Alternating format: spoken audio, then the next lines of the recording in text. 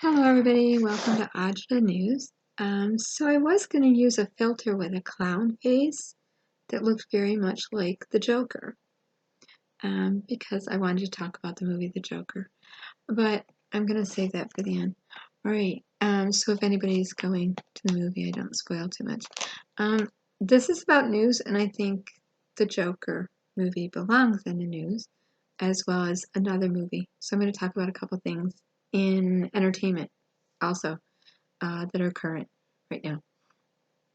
Okay, so the main news that's going on right now is Syria and Turkey. What's going on with the strikes, and it's not looking good. So I'm praying about that situation. Last weekend, Bernie Sanders went into the hospital with a small heart attack. Prayed for him a lot. I said in my first few videos, I did not see Bernie Sanders or Joe Biden in this campaign at all. Not at all. To the end. I don't see them finishing. I don't see them. I said for Joe Biden, from the very beginning, I was making videos about Joe Biden teasing that he was going to run. He's in, he's wishy-washy, he's not sure. And I really felt really deep in my soul that running for president had become something he was doing in memory of his son Beau more than for the country. It had become a catharsis for him, and I felt that he really kept so busy after his first wife died and his children were injured and he lost a child, and that he just kept going, and that when Beau died, it really took him by storm. It just blew open his soul and made him really revisit what he never had time to grieve, because he had to go on and take care of his children. Even though he got married again, he was a single father for a long time, and he remained working. So his children are everything to him. And I said, there's going to be enough skeletons, enough government ghosts from Joe Biden's past that Donald Trump will go and find and dig up, because he digs up poop on everyone. He will find something. And this was kind of an obvious thing. And even if it's ridden with conspiracy, if Donald Trump were to make this even a little bit plausible, if he were to just be able to make a little question, if he were just to be able to get enough people questioning, wonder how Hunter made all that money in that energy company. If he was just able to do that, it's plausible enough to get the ball rolling and to create a mess. So I see, like, truly President Trump's base just grabbing at straws of anything. And I know that all it took with Donald Trump, when he was Citizen Donald Trump, was to say, well, look at that Barack Hussein Obama. Did you ever notice how he never refers to ISIS as ISIS? Everyone else says ISIS. He says ISIL. He says that because he's one of them. It's code. We do that all the time. It's code for one of his jihadist brothers. See, he's in with them. So there was absolutely no truth to what he said, but a lot of people believed it. Just like a lot of people believed there were going to be death camps with new health insurance, which was not really Obama insurance. It had been put forth well in advance, and he never wanted it to be called Obama health insurance. Anyways, that's a whole nother video. So this week it's been all about the impeachment inquiry, and it looks like Donald Trump is fighting back full blast. He has his new, what he's calling his pit bull lawyer, Patrick Silipone. who is of Italian heritage. He's in his 50s. He served under William Barr in the Justice Department. So that, just think about that a little bit. He has, I think he has 6 or 10, I think he has 10 children. He's very active in the Catholic community, like the Catholic New Voice, the Catholic, he's very, very active in progression, in St. John, not St. John, Pope John Paul. He began then and then continues on in youth and Catholic. I mean, he's just very involved. But the case that he's probably the most known for is media cases where people stole advertising rights or infringed on that. So he kind of is not afraid to get in there and go after people that have a lot of money and people that are very powerful. So he came in after McGahn went out, and he was a personal choice pick from Donald Trump. And I just feel like the entire impeachment inquiry, even though every article of impeachment Donald Trump has publicly admitted to, including everything, well, collusion, no collusion, no collusion, but then he questions in the same breath, what would be wrong if I sat down and asked? So, I mean, he's kind of like a cluster fucks going on all the time. He's always questioning. He reminds me of somebody that throws out the dice and sees where they land and sees what people do with them and just kind of like watches and observes. Who's going to pick up that ball and roll with it? Who's going to react to that? And that's pretty much, even though I never watched The Apprentice, what I have been able to go back now and see on YouTube, that's pretty much what he did. He put people in situations together, gave them assignments, and then wanted to see how they worked together, what their take was on it, and what they did. And so he looks at things totally differently from a business point of view and deal making. And he goes by a feeling too. So it's going to be a very unorthodox, unprecedented presidential administration for him. Everyone that didn't vote for him gets that too. That's not what I have issue with. What I have issue with is he will stand on, Fifth Avenue with a loaded gun. He is standing on Fifth Avenue with a loaded gun saying, dare me to shoot you. Come on up.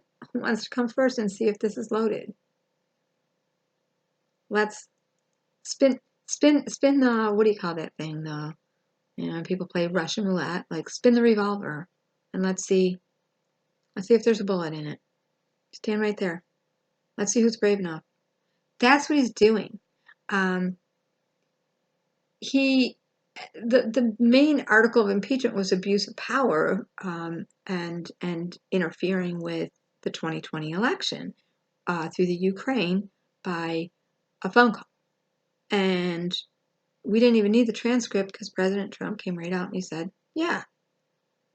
Rudy Giuliani, who he claimed was his personal lawyer, but I don't know. Rudy doesn't work for the White House, who works for the people, who works for the... Can a president conduct personal investigations on an opponent, candidate? Yes, they can dig up dirt, but for a country and then withhold arms, military arms, so kind of like he kept saying there's no pro quo, but there was. Okay, we're going to help you when you do this, and we're withholding until you do this.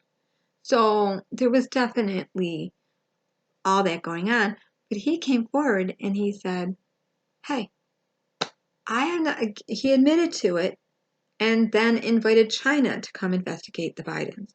So what he did there was he trivialized the article of impeachment. He nullified it. He took some of the power away from it and the criminality of it and tried to normalize it.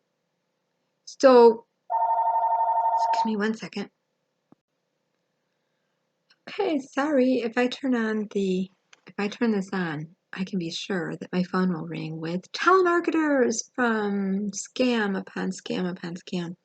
Okay, so lost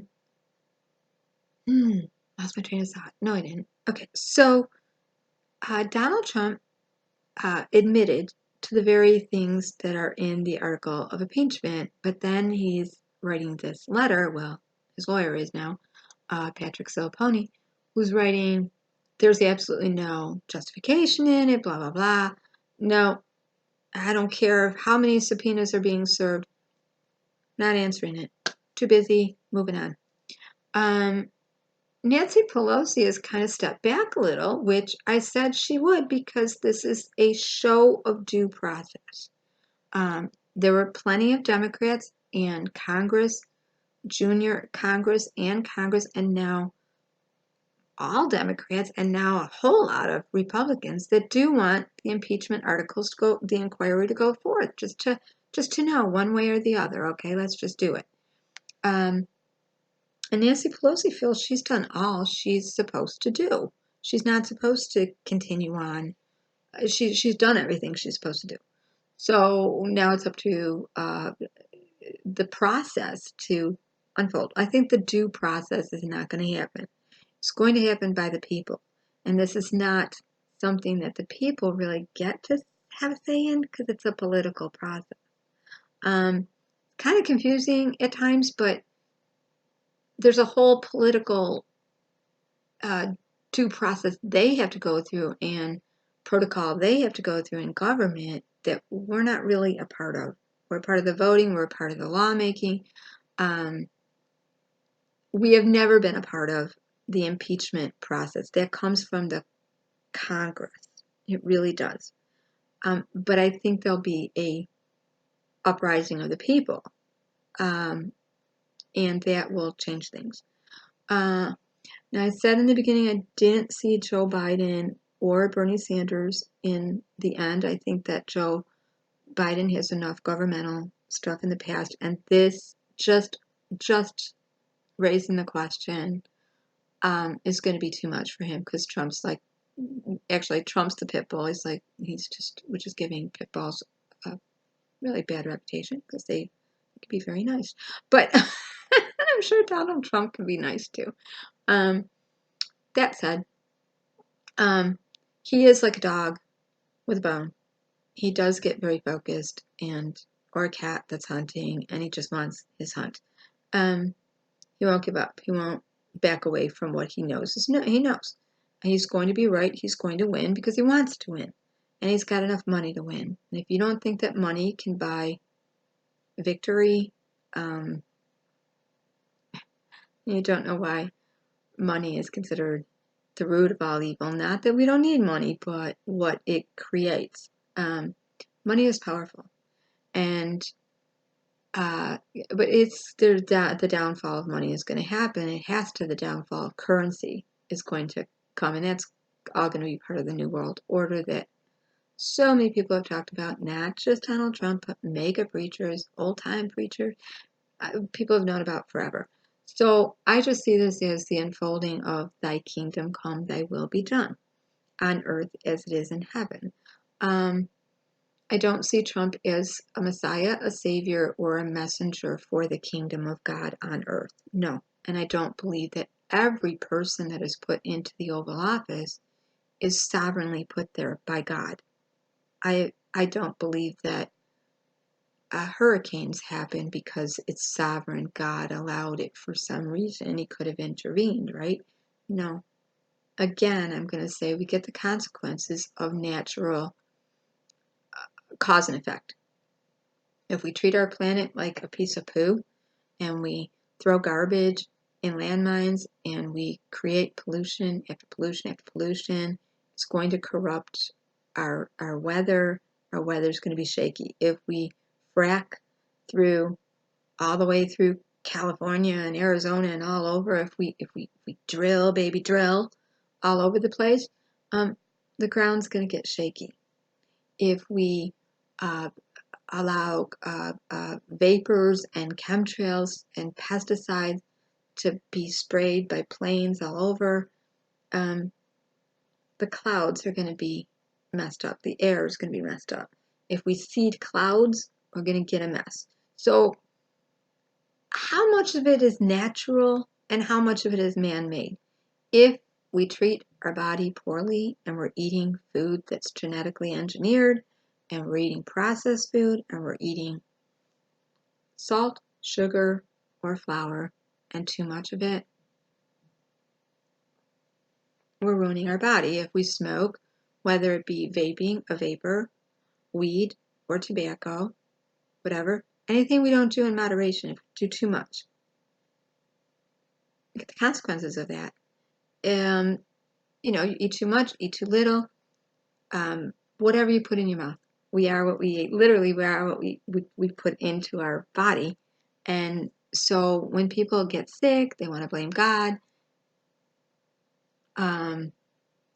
It's all a natural consequence of no longer being in a perfect garden, but being in a fallen earth. But thy kingdom come, thy will be done on earth as it is in heaven. Okay, so I don't want to see Bernie or Joe get sick on the trail. I don't want to see Joe Biden be trashed or torn, and what will really tear him up is if Hunter is torn. The same way if somebody went after Donald Trump Jr., Eric Trump Jr., or Barron Trump, or Ivanka, or Tiffany, Donald Trump, we see how he reacted when a personal assistant was talking to, and what was her name? Madeline, I can't remember her last name, McGower, Madeline, I can't remember her name. Personal assistant, the go-to gal in his office, right by his side, right? She had a few too many drinks and was talking to reporters and said a few words about Tiffany Trump's body size, and she was out. Just out. Just out. So he is a great defender of his children, and he knows where to hit Joe Biden, and that's with Hunter. It really is. So I don't see Joe Biden in the final race. I think there'll be enough question, just a question. It's all he needs is a little question to get people to go, I don't know. Okay, so I think it's going to be an all-female race, and I think it's going to be Elizabeth Warren. And I don't think he even sees Elizabeth Warren creeping up on him. Elizabeth Warren is going to walk away with all of Bernie Sanders' supporters, which were dwindling down. But again, she has adapted to all of what Bernie Sanders was running with for 4 years. All of those progressive things, she knows how to moderate and pragmatically move forward. She's got a plan for all of that, which will make everyone happy. She's not afraid of Donald Trump hurting her feelings or making fun of her or going after anybody in her family. She's really not, because he already has. He already has. Publicly, for years, he's been going after Elizabeth Warren. So she's like, okay, whatever. Just keep moving on.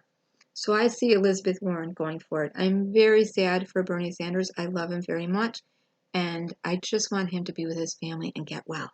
I never prayed so much for a man as I did Bernie. I really think it is hard on 78-year-old men. It is hard on 74-year-old men. It's hard. The campaign trail and the rigors of it and the debates is very difficult. And the social media now and just meeting with people all the time, it's a lot. Not to say that he's sick or that when people get older, they can't be of use, because when they get older, they're wiser and they're very useful. But sometimes the physical body just doesn't keep up with what the wisdom knows. So I just want him to be happy with his family and healthy. And I feel the same way about Joe Biden. He's given enough service. And I do feel like people want to vote for young blood. That said, my eye will be on October 15th on Pete Buttigieg, who I really want to see move forward and talk a little more about something. And I like the way he just keeps rolling with everything. Okay? I want to see Beto O'Rourke, what he's got to say, and I want to see what I know that Kamala Harris has pulled a rabbit out of her hat, and she really fell off the radar for me and was all over the place. I didn't like the way she was badgering Joe Biden. I didn't like the way, what was it, Tulsi Gabbard and her went back and forth. I didn't like the way it became all about Joe Biden. And when I was a little girl, I really think her strong point is in the courtroom investigative work and in Congress. And I think we need her in Congress. And she's right to say, I want Mike Pence to be questioned, because Mike Pence has showed, which I said in my other video, what a loyalist he really is. And if Donald Trump goes down or is questioned into impeachment process even further, they would have to bring Mike Pence in, because he has said, I'm standing by his side, I know everything he's doing. Blah, blah, blah. So if Donald Trump went down, which I don't think it's going to happen, before the next election, because impeachment inquiries and trials can take forever. But if something like that occurred, something really more drastic than what's going on, more criminal, more unprecedented, more abuse of power than what's already gone on, Mike Pence would go down with him. Okay? So Kamala Harris, that's the first thing I've heard out of her in a long time. That's like, okay, you're thinking on your feet. I just feel like, and I really love her. But that interrogating, investigative, that's her strong point.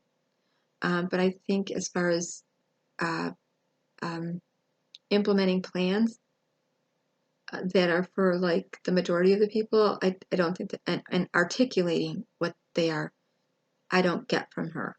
Andrew Yang, I think is a wonderful entrepreneur and a really creative and fun businessman, and he's really got the eye of millennials and social network and everything, and that's great, and that's his strong thing, and it's great. But throwing money at people is not a long-term fix. It's not even a short-term fix. Money was meant to be spent and lost and regained, and it's not a fix. Not a fix. It's almost, at this point, it's almost cartoonish. So that's not a plan.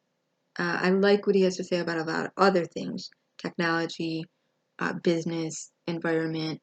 I think this is going to come down to gun laws, health care. It's got to be gun laws. We've got to deal with the NRA. Somebody's got to get honest and take them out of their pocket. Gun laws, immigration, cleaning up the borders, but still keeping our country open and free and a democracy. And what made America America. And that's allowing immigrants in to find a pathway to citizenship and to have that ability to flee poverty, war, violence, pestilence, to be able to flee that.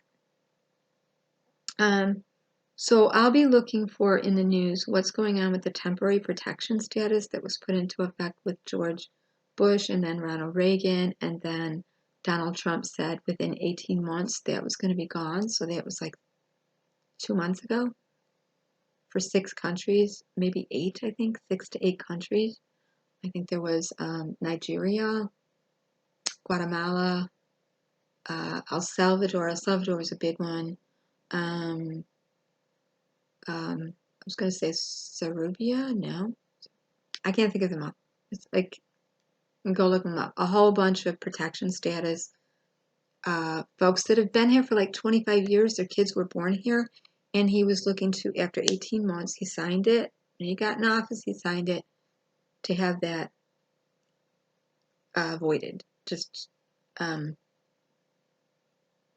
however long they were here. So say person came over from El Salvador and their children were born 20 years ago here, and that's all they've ever known is America. He He said, well, it was meant to be temporary. Go back. So I want to see what's happening with that. I also still want to know what's going on in the detainment centers. I want to know how long those children have been cut from their families and separated, what the conditions are there. I think we've gotten too far away from that news. The other news that I'm looking at very carefully is Jeffrey Epstein. I'm not letting that fall off my radar because there's a lot going on there. Sarah Ferguson, Duchess of York, came forward and really fell on her sword because she's standing by her man, Prince Andrew, which I knew she would do. She's saying, okay, I made a bad business move. I borrowed money. I misspent, and I didn't pay it back in a timely fashion. And I can understand how Andrew would strike up a friendship with him, and they were friends because of this. And he stayed in touch with him, and it became an acquaintance, not really friend, but acquaintance. She stood by her man. I don't believe her. Right? I believe she loves Andrew still, Prince Andrew. Virginia Guthrie is a very interesting young lady. She has never changed her story once, ever.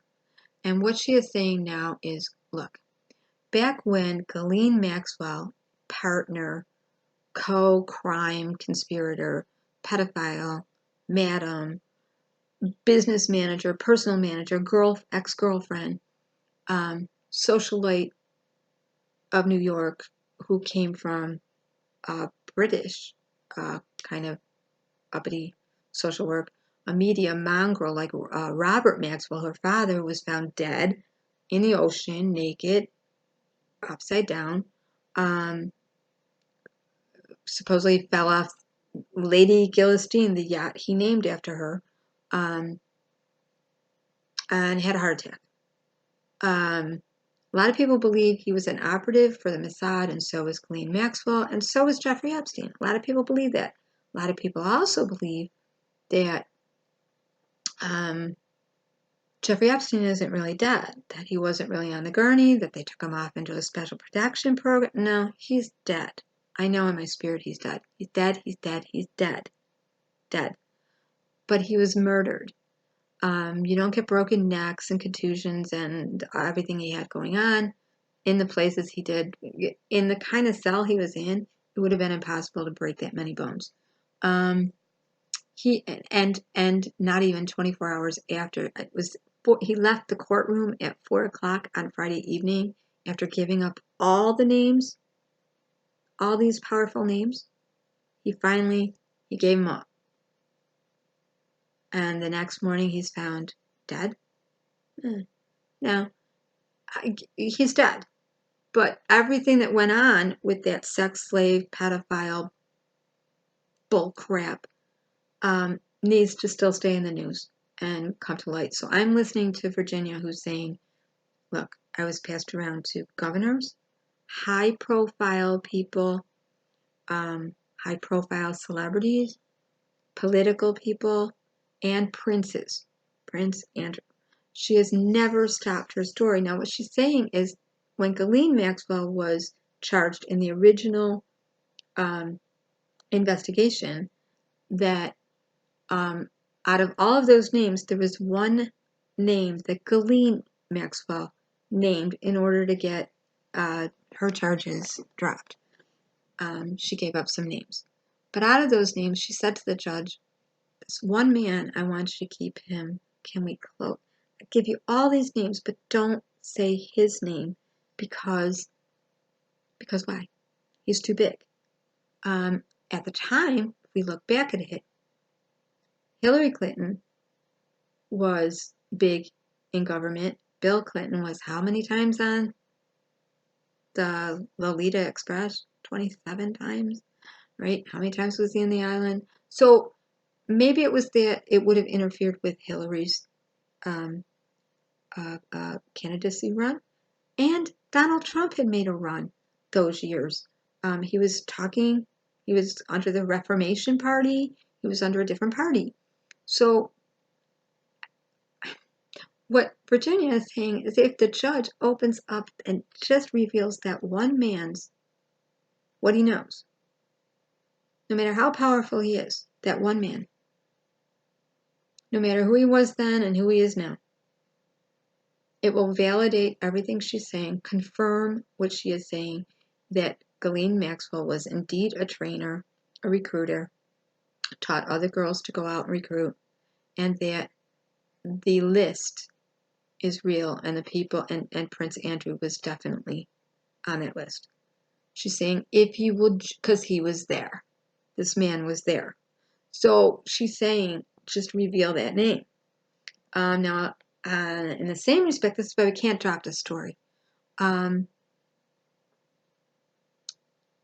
lot of people believe that Donald Trump is the one that dropped the dime on Jeffrey Epstein, because there was a 14 going on 15-year-old girl that was studying to be a masseuse who worked at Mar-a-Lago and was raped by Jeffrey Epstein. And she went to her mother and told her mother, and her mother went to Donald Trump. And Donald Trump, that's when they had the big fallout. And Donald Trump was like, get out of here. Get away from me. No, you don't do that on my property. Get out of my club. Get out of my... Okay, so a lot of people believe Donald Trump's actually the one that picked up the phone and said, hey there, little whisper game. Jeffrey Epstein's a pedophile, and he's got a little sex ring going, and there's a bunch of young girls there, and go there. A lot of people believe it was him. Who knows?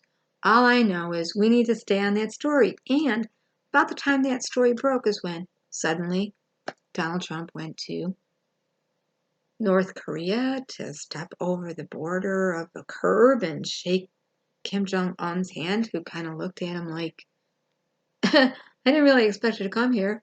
Okay. Meanwhile, Kim Jong-un is launching, not just playing with, but launching, and not just testing. He's launching not little normal missiles, but advanced, new intercontinental missiles. He's launching from submarines that can reach Japan and United States. He doesn't like Donald Trump. Not a darn thing he likes about Donald Trump. He doesn't like being patted on the back and being called Little Rocket Man. He's just putting up with him. Meanwhile, Vladimir Putin, so we hear from the news, is poking fun at Donald Trump now and saying, hey, I'm going to mess with the 2020 election. He's promising to. And again, Donald Trump stood up in public and said, China, can you help me with this Biden thing? So who's messing with the election? Okay, not that the elections haven't been messed with before, because the way I feel is Al Gore probably should have been the president when George Bush became the president. I feel like when you go into a neighborhood and people are waiting blocks upon blocks upon blocks in poor neighborhoods to get in and vote, and when you close down roads that go to like the only 2 polling sites in a neighborhood, or the people that need to go vote, most don't have a car, and there's no public transit to get to their polling site. Who's messing with the whole electoral vote, not to mention, is a mess. So who's really messing with our election? Okay. Two-party system is... We're not going to have a two-party system. We're going to have a revolt of the people. But we are going to have a democracy. We are. And people will unite, whether it's under the one world order, which will bring peace and security and prosperity for 1,000 years. Still, all these things have to happen. Rumors of wars, planes falling out of the sky, corrupt government. Babylon has to fall. That is the government and religion. So what we see now is the Catholic Church being exposed, government being exposed, and Hollywood. Hollywood entertainment is in. Entertainment is in with government. Always. And mostly the Democratic Party. Although I'm a pragmatic, progressive Democrat, I don't like to align myself with any party, because I'll jump over a party line to vote for who I want to. And I still like to vote because I know that too many women suffered horribly so that I could vote. So even though some people say it's just political theater, it's just a joke, your vote means nothing, I'll continue to vote.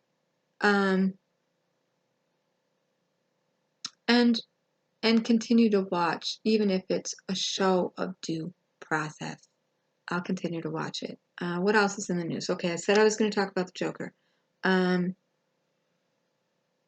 So last weekend, the movie The Joker opened up with Joaquin Phoenix in the most fantastic role I think he's ever played, but I say that with every role he plays. He's such a humble actor, and he really goes far and deep into his craft, and he really went into the dark side. My question has been, do we need an entire movie on the Joker? Do we need an entire movie now on the Penguin, Mr. Freeze? Do we need to know the backdrop story of why villains became villains? Do we need to know why superheroes got their superpowers? I don't really want to know. And I think when you add to it an audience, a whole new generation that is hearing a message that sounds almost somewhat true, like the Joker had trauma in his past. He was really a good little boy. He loved his mommy and his daddy. He just wanted to make people smile and be happy. But he was bullied, and he was humiliated, and he was rejected.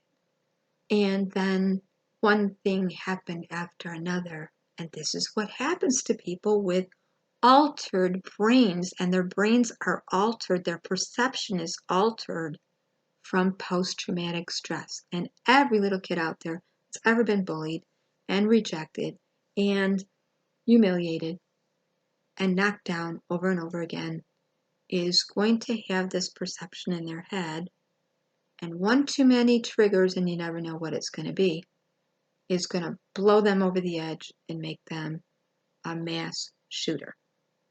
That is the message that this movie gives. It also gives a double message that I really don't like, where, and you can see it mostly in the stairway scene, almost like a Rocky kind of feel to it, where it starts off as a downtrodden man, and you can see it in his physical character. He's all hunched over, like got his head down, and walking through the town of New York City. He's got to, or maybe it's Los Angeles, I can't remember now. He's got to walk up this big stair. It's a famous staircase. The name of it is eluding my brain right now. But he has to walk up all these stairs, and it's like every day. Get off the subway, walk up these stairs, and he's just trudging. And as he keeps getting knocked down through the movie and continuing to try to look at the positive side, and one horrible thing happens after another, spoiler alert, his mother dies.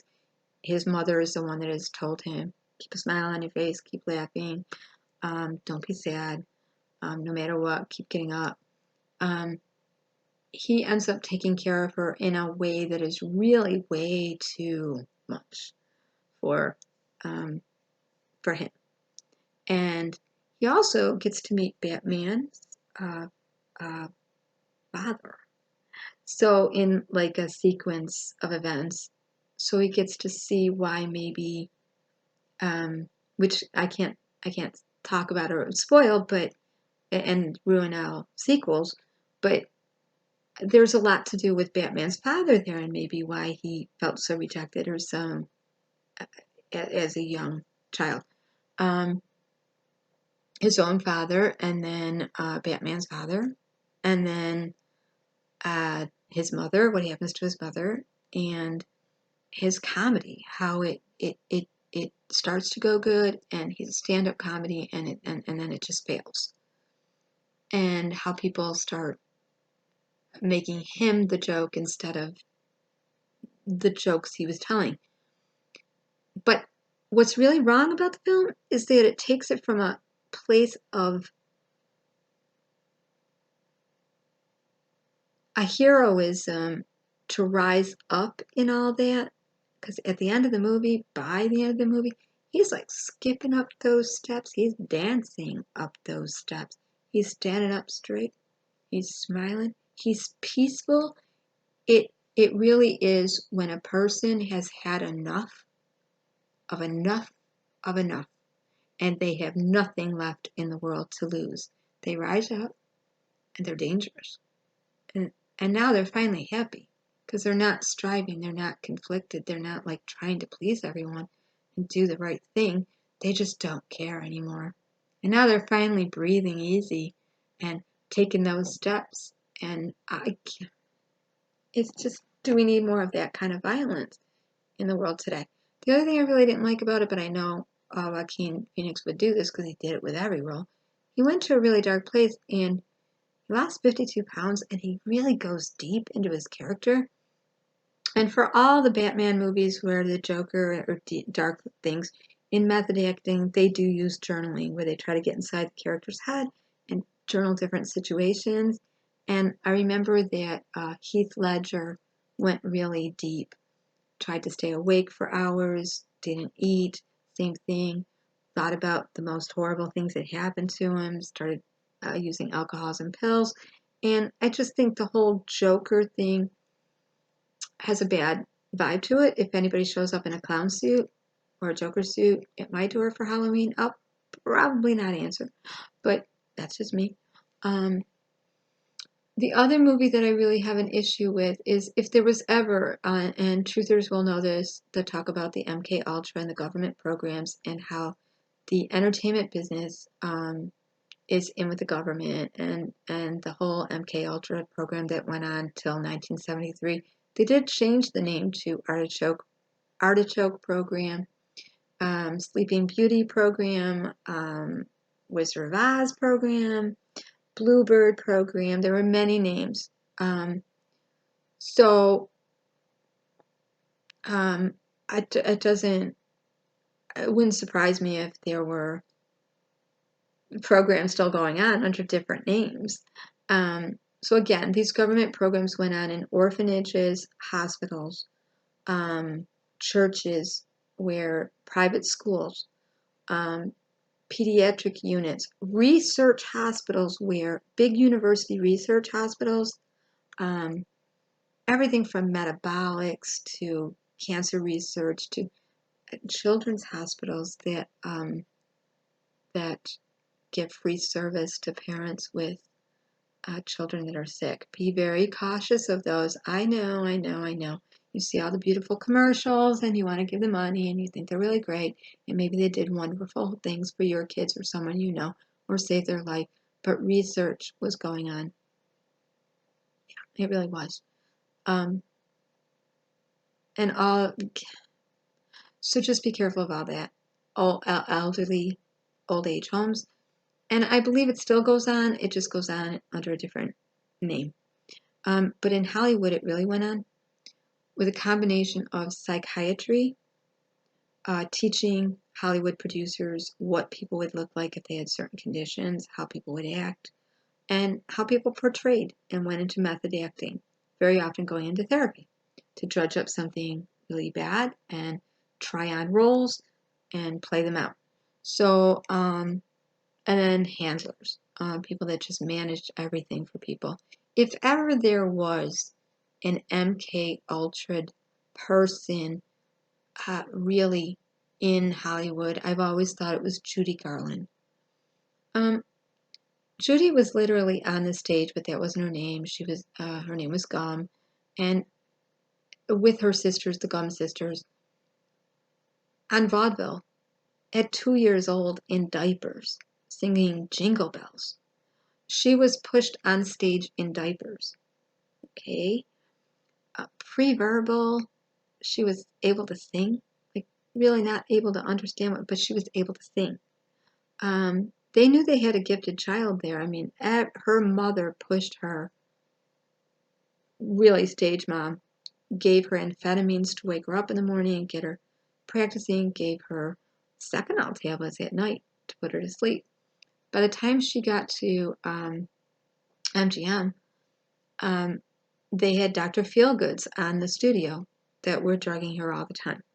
Now, if ever there was somebody who was very honest about their life and the ups and the downs, and that was just followed and hunted by the rag sheets and just torn apart, it was Judy Garland. And she died at 47 years old, but she literally entertained people for 43 years. The entire Wizard of Oz is filled with MK Ultra programming. There is a program named Oz.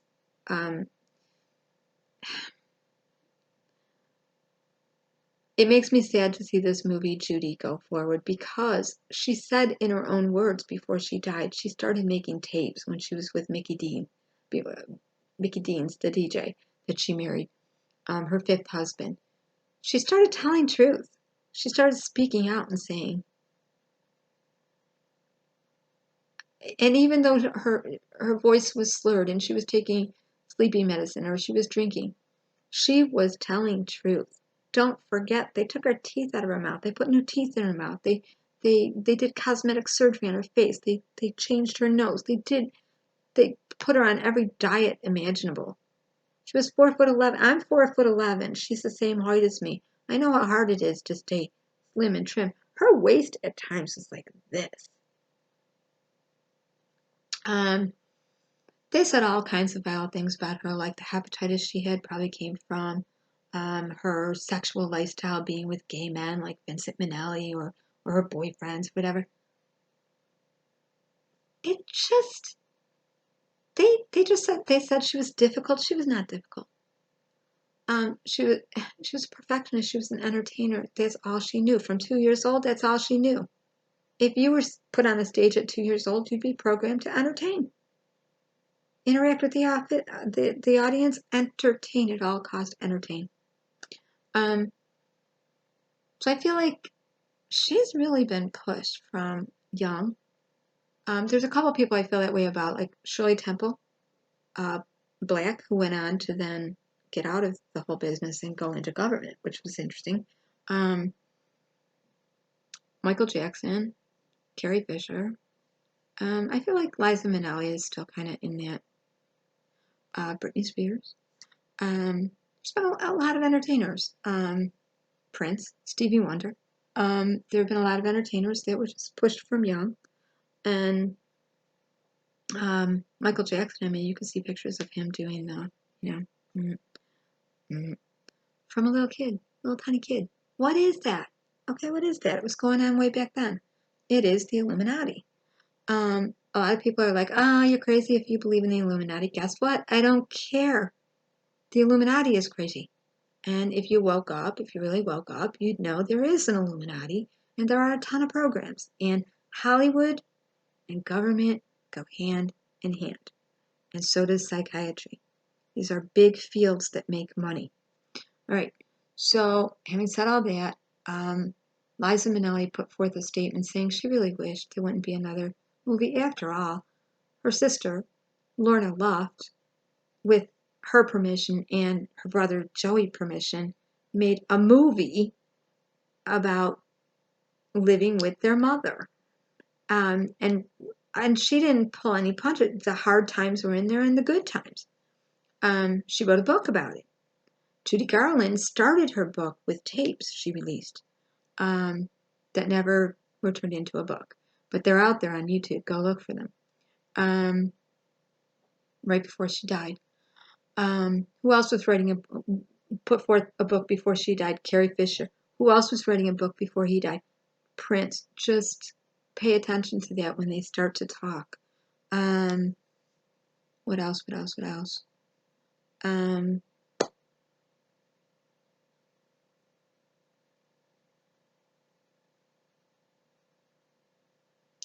Liza Minnelli said, although Renee Zellweger is a talented and wonderful actress, she just doesn't want Hollywood to do what they always do, what she thinks they will do with this movie. And then she said, I've said too much. But she didn't think there was need for a movie after all. Her own mother told her story. People all around her told the story. And at some point, here's the thing. They keep making money off people that died. And when I say they, I mean Hollywood. Hollywood keeps making money off people that died. They tell the story over and over again. I felt this way when A Star is Born came out with Barbra Streisand and Lady Gaga, because I saw the original A Star is Born with Judy Garland, and I thought, my God, she should have gotten the Oscar. You know, she really should have. No disrespect to, was it the guy that year, Lana Turner, maybe? Or somebody got it. Maybe it was Debbie Reynolds. I don't know. Somebody else got it. That, I mean, that, and why have there been so many remakes? Because it was too long of a movie and they took out portions of it and they wanted to put them back in. But does a movie like that ever really have to be remade over and over and over again? Even though Lady Gaga did an awesome performance, and so did Barbra Streisand. I'm just not a fan of remaking movies over and over again, especially when it was done so well the first time. So be careful when you start seeing them redo what they know did well, and that person is dead. They're making money off a person that's dead. Also, Lisa Marie Presley has been heavy on my mind lately. There's something going on with her. She wrote a tell-all book. She got divorced from her longtime partner. There's a custody battle still going on. A lot going on. And last night I dreamt about Madonna. I never dream about Madonna. In fact, what I was thinking all night was, today is the anniversary of my mother's death. She died October 9th, 1996. And I was holding vigil there for from the 7th to the 9th, and I was with her when she died. And typically, every year I have a tough time going to sleep on the 8th, and I wake up on the 9th at the time she died, or I just stay awake until it's well past that. I actually, my mother always drops in to say, hello. Yep, still here. I fell into a wishy-washy kind of sleep, and with my mother on my mind, and dreamt about Madonna. And it was the most bizarre dream. Madonna was with her children, and she was in some kind of a dance recital that was really dark, and she wasn't well. And it was like a movie I was watching where I was seeing the whole flash of her life, her getting off the train in New York, in Times Square, and walking the streets. I was seeing that. Her learning how to play the guitar. I was seeing that. I was seeing her going on auditions. So I was having one of those premonition dreams, and then her dancing and her kids, like her dancing at this age with how she looks now, and her children suddenly looking very shocked. And then I saw Madonna suddenly, and then I woke up. So I really hope Madonna's doing well, because that's the way I dream. Like I see newspaper print, I see flashbacks of their life, or things move forward really quick, flashes really fast. It's not like my normal dreaming. So I hope everything is well with Madonna and her children. For some reason, I dreamt about her. And I woke up at 3:41 when my mother died. Like, right on the dot, like 3:41. And I was like, okay, hello, Mom. My cat was wide awake, looking around the room. I was like, okay, Mom, wherever you are. Okay, I see, I hear you. I love you. And see you on the other side when I get there. And I love you. That's it. So, a little bit of this and that. I hope everything's okay with Madonna. I continue praying for Bernie Sanders and Joe Biden and Hunter. And I don't know why Lisa Marie Presley's on my mind, but she is. And that's about it. That's the news. And I normally do 30 minutes to 40. It's a little bit longer, so if you hung in there, thanks for hanging in there. I wouldn't be surprised if you see that this impeachment goes nowhere. It's a show of due process.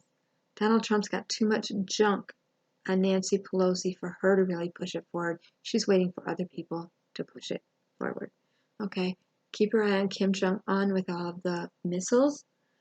And I really think who's going to come out on top with the candidacy is going to be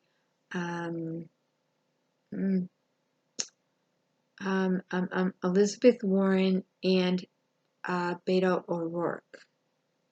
I think Corey needs money. It's going to be Elizabeth Warren, Beto O'Rourke, and Corey's going to stay in there. Yeah, I don't see anything else. Okay, so I don't see Biden in there. I don't see Bernie in there. I don't see Kamala in there. I don't see Andrew Yang in there.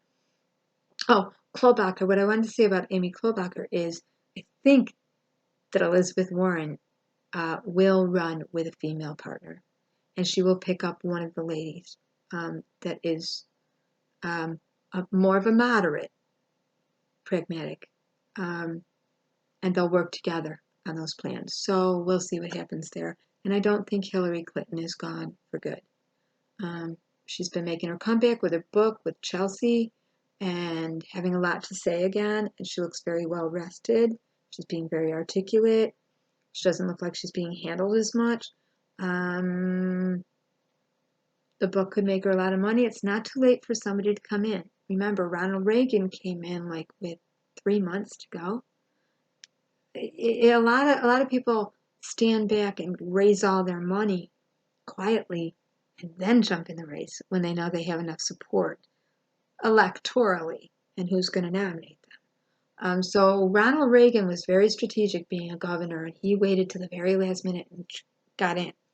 The other one that a rock star is going to rise up from the Republican side, and I think it's going to be Nikki Haley, because they need a woman to go woman for woman. And I don't think we've seen the last of Paul Ryan. All right, that's all I got. Take care, everyone. Have a great day.